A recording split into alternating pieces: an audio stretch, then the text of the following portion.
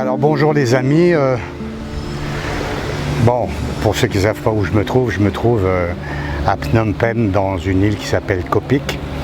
Je suis arrivé il y a quelques jours maintenant et bon, mon décalage horaire va beaucoup mieux.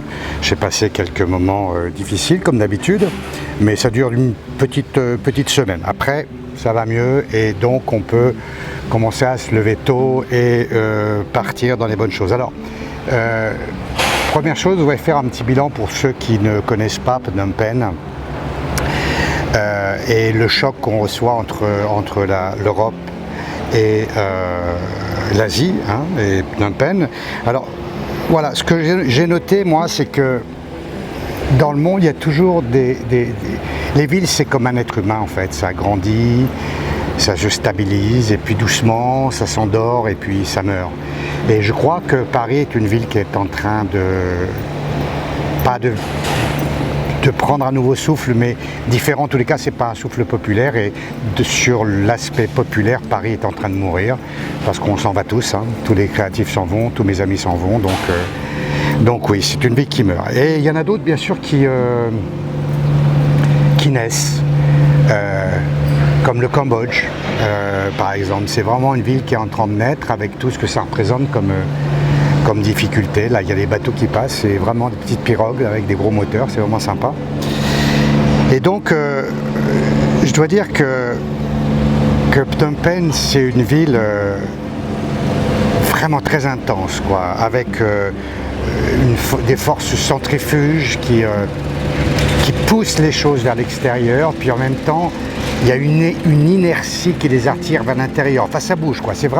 On a vraiment l'impression d'assister à une sorte de naissance, quoi. Enfin, c'est une naissance, hein, vraiment. Pour ceux qui ont connu le Cambodge il y a encore 8 ou 9 ans, ou même 10 ans, là, on peut regarder autour de moi, puis encore, je vous ferai un petit tour tout à l'heure. C'est vraiment, enfin, ça sort des sables, hein, puisqu'en fait c'est très sablonneux, puisqu'il y a une amplitude de marée du Mekong de 7-8 mètres. Donc c'est vraiment une ville importante. Alors, on va aller faire un petit tour autour de Phnom Penh et puis on va aborder le deuxième sujet qui est, je vais l'aborder maintenant, c'est au niveau de la sécurité. Pour ceux qui viennent ou qui ont l'intention de venir, ou qui sont venus et qui voyagent un peu dans le monde, il y a un aspect qui est important, c'est l'aspect de la sécurité. Alors personnellement, pour avoir voyagé dans les pays limitrophes du Cambodge, je me sens beaucoup plus en sécurité au Cambodge que dans certains pays là qui sont tout proches. Pourquoi ? Peut-être parce que les Cambodgiens sont gentils, qu'ils ont souffert de leur agressivité. Ils continuent à être agressifs, hein, mais ils ont une fraternité, une familiarité qui est quand même assez agréable, je crois. Et puis il y a des gens très bien, hein, et puis comme partout, des gens pas bien du tout. Alors, pour ceux qui est de vraiment l'insécurité, bon, il faut savoir que le Cambodge ne souffre pas d'un autre problème que les autres pays. Le Cambodge, la nuit, c'est dangereux. Et pour ceux qui me posent la question, eh bien, je veux dire Paris ou ailleurs, New York, je veux dire, ou ailleurs dans le monde, Mexico, les vampires sortent la nuit. Donc, si vous voulez pas avoir de problème, évitez les nuits. Voilà, on va dire entre 1h du matin et 5h du matin, il ne se passe rien dans la nuit, sauf des problèmes. Donc voilà, Phnom Penh n'est pas différent d'une autre ville. Elle est magnifique et en sécurité, absolument. Oui, c'est une ville sécure. Alors, écoutez, j'ai choisi ce petit décor là, qui est un petit parc qui se trouve toujours dans l'île de Koh Pik. J'aime bien cette île. Surtout le soir, c'est très agréable.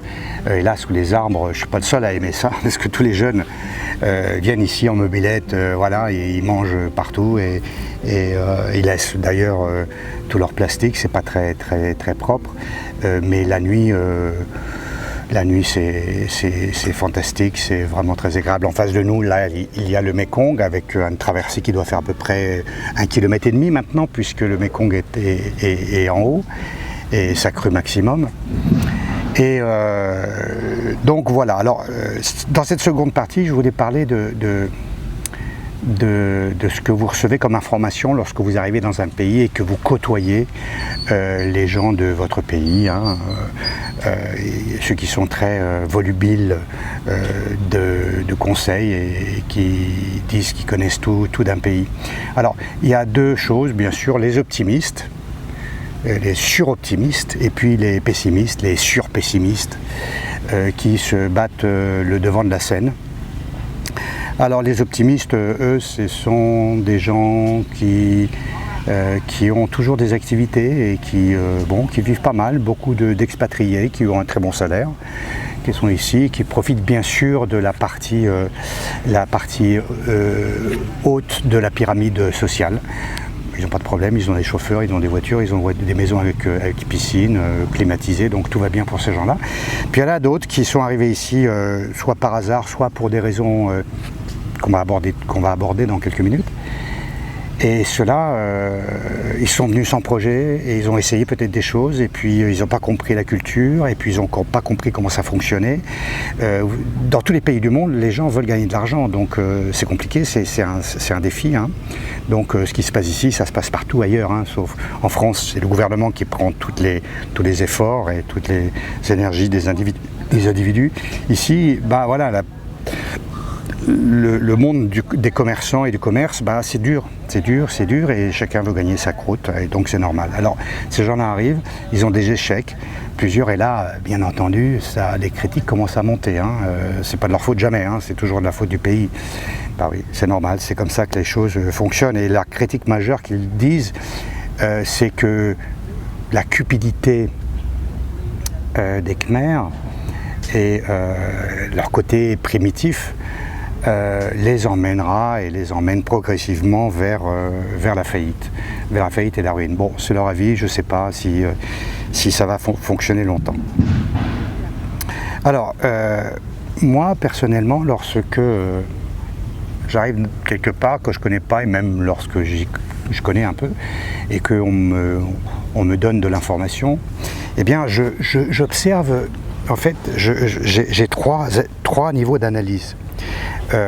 D'abord, je m'interroge sur la source de la critique. Je me dis, est-ce que celui qui me donne l'information est bonne? Je veux d'abord savoir si c'est quelqu'un qui est oisif. Première chose, qu'est-ce qu'il fait dans la vie? C'est très important. Deuxième chose, est-ce qu'il est dans ces pays-là d'Asie pour quel intérêt? Est-ce qu'il aime l'alcool? Ou encore, pire, est-ce que son seul souci, c'est de courir après les filles et puis d'avoir le maximum de filles qu'il peut avoir? Bon, alors, si la source de la critique vient de là, déjà d'entrée, vous savez qu'elle est mauvaise. Parce que ceux qui viennent ici, qui ont ces trois défauts, l'oisiveté, l'intérêt pour l'alcool, l'intérêt pour les jeunes filles, s'il vient ici, qu'il a les trois trucs en même temps, pas la peine, il est mort. Il va se ruiner, il est mort. Vaut mieux qu'il reste dans son pays, ça je le dis pour tous les mecs, restez dans votre pays, allez voir votre médecin et puis demandez-lui des calmants là, parce que ça va aller mieux, ou regardez la télé, faites ce que vous voulez, mais ne venez pas dans ces pays-là. Non, pour être dans ces pays-là, vraiment, il faut avoir une activité, il faut avoir un projet, pas très ambitieux, juste un projet qui soit cohérent avec ce qui se passe ici, et puis voilà, et puis avancer progressivement, le construire avec des gens qui ne pensent pas comme nous, qui n'ont pas les mêmes rythmes de travail que nous. Nous, on est... voilà, moi je suis d'origine... ma culture, c'est celui de la culture chrétienne, donc j'ai des principes que eux n'ont pas. Voilà. Donc si vous voulez vous sauver en venant dans ces pays-là, il faut vraiment que vous ayez un projet qui soit, pas très ambitieux, encore une fois. Bon, voilà, cette deuxième partie, je la finis là maintenant. Donc encore une fois, ce parc-là, il est très sympathique la nuit, je vous l'ai dit, là on a le Mékong. Je terminerai par une troisième partie qui va être, vous allez la voir juste après, c'est mon projet ici. Alors aujourd'hui c'est le 11 octobre 2019 et Et il est 10h14 et je peux vous garantir que ça commence à chauffer grave. Ah ouais, ça bombarde, hein, et ça fait... Bon, et encore là, on va vers l'hiver. Donc, bon, alors j'en arrive à la dernière partie de ce petit film. Voilà, bon, moi, mon projet, vous le savez tous, c'est d'ouvrir un atelier d'art ici pour enseigner, pour faire des œuvres, continuer ma propre production, et puis peut-être exposer dans différents endroits. Alors, j'ai trouvé quelque chose de formidable, de splendide. Alors, de ce côté-là, vous avez ici, là, c'est le côté Phnom Penh, celui qu'on connaît, c'est le centre, ce qu'on appelle Riverside. Et de l'autre côté, il y a un pont là qui traverse, qui va derrière ce gros bâtiment là.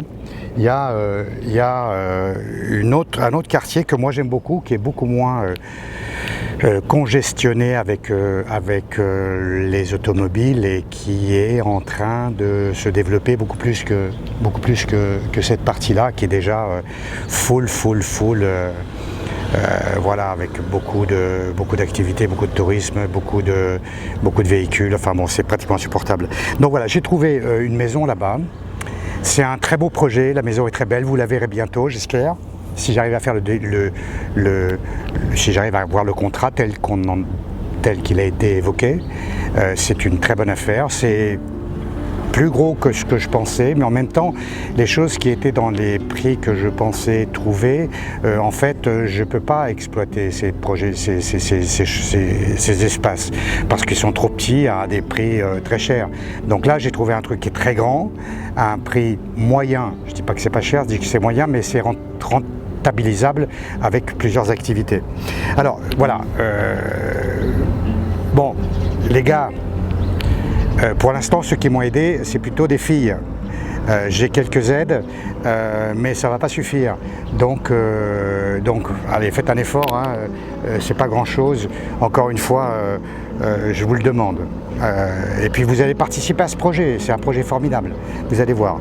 Donc, encore une fois, aidez-moi avec Tipeee. Pour l'instant, je vous dis, il n'y a que des filles qui m'ont aidé. Donc les gars, regardez-vous en face. Hein. Il faudrait peut-être que je montre un sein et peut-être que là vous allez m'aider un peu. Hein. Non, je ne le ferai pas de toute façon, puis j'ai pas de fille avec moi, donc voilà. Donc vous pouvez me suivre sur Ricardo Casal YouTube, vous allez trouver ma chaîne qui va vous donner des informations régulières sur ce qui se passe. En ce qui concerne Tipeee, voilà, j'ai reçu un petit peu d'aide, j'en ai reçu par ailleurs aussi, ça va pas suffire, donc voilà, je vous le demande encore une fois les gars, et les filles aussi, allez, un petit peu d'aide, un petit peu d'effort, on va y arriver tous ensemble, vous allez voir, le projet est fantastique, et puis en plus, comme partenaire de ce que je suis en train de faire, de ce que nous sommes en train de faire, écoutez, vous serez de toute façon toujours les bienvenus, et croyez-moi, l'endroit que j'ai trouvé là-bas, vous n'allez pas le croire, parce que franchement, il y a beaucoup à faire et on peut l'exploiter de façon formidable. Donc je compte sur vous. À bientôt pour un prochain épisode.